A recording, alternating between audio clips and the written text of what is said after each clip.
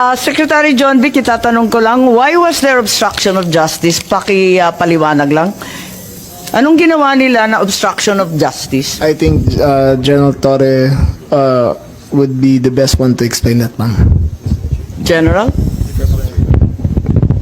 Sir. Sabi nyo, nag-obstruction of justice, kaya aarestuhin na rin ninyo si Attorney Medialdea. Ano po yung ginawa ni Attorney Medialdea na obstruction of justice? We're about to load an arrested person into a plane to transport him to the tribunal who issued the warrant, and Attorney Medialdea is preventing us from doing that. He shouted at us and intimidated us, including the president intimidating me. Alam ko, malaking tao si Attorney Medialdea, pero hinarang ba kayo? Tinulak ba kayo? Wala namang ginawa eh. Hindi naman nadadaan sa salita yung obstruction eh.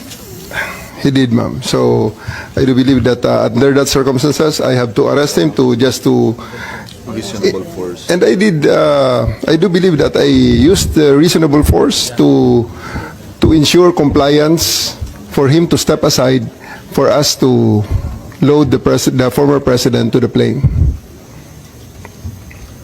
So yun lang yung obstruction dahil nagsisigawan yung mag-asawa? He is preventing us from doing our job of loading the former president to the plane. Hinarang ba kayo? Yes, ma'am.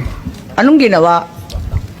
Hindi Nakikita namin naman sa video makita eh. Ang Nakikita naman nakita sa ko video. lang, pinipilit niyo iposas, hindi magkasya yung posas. Yes, that's one thing, ma'am. His blackmail way, he is preventing us. He actually placed another chair at the side of the president for the former president to sit, which is already very much delaying everything because the plane is already ready to fly. Ba't kayo masyadong nagmamadali? We are going, unang-una ma'am, ang reglementary period, mamalasin naman kami pag hindi namin ginawa ang trabaho Bakit? namin. Anong reglementary period? Anong period yun? The Article Dahil 125 sinabi na nga ni Executive Director sa ating PCTC na diffusion lang naman yun eh. Wala nga commitment pinag-uusapan dun eh. Wala nga red notice, pambira eh. There is a warrant. Tagal-tagal na ni Arnie Tevez eh. Wala pa rin, di ba? This Ba't is kayo the- nagmamadali? Ano yung reglementary period mo? May I refer it to the SOJ, ma'am, if the SOJ wants to answer that. Hindi ba pwede kayo na muna? Mauna lang kayo, tapos sa si SOJ. Pwede? Okay, ma'am. Okay.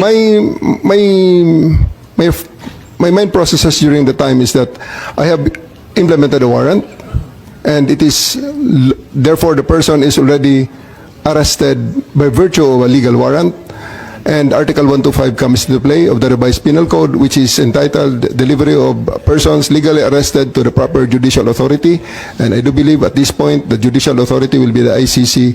Therefore, I have to abide with that Article 125 of the So revised penal inaamin code. mo warrantless arresto. Kasi yung Article 125 ng RPC does not apply kung may warrant. So inaamin mo walang warrant. At the many stages, ma'am, all the many other, Hindi, among make other up your laws. mind, General Torre. Warrantless arrest ba to o may warrant? Kasi ang liwanag naman ng Article 125 eh, ng revised penal I do code. believe that I have a warrant at this time. I just don't want to be. Hindi walang reglementary period. Mamili ka. Kapag warrantless arrest, edi may period. Kapag may warrant, walang period. Just the same, ma'am, I have to deliver Hindi him to the pareho judicial yun, proper kapatid. authority.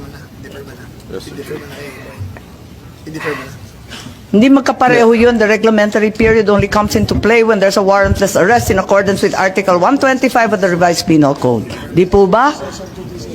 At saka may kinalaman yun sa delivery of the accused and arrested. Di po ba?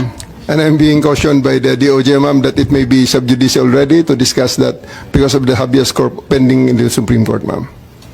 Pati ba naman ang revised penal code? Naging executive session. Pambihirang buhay ito. Okay.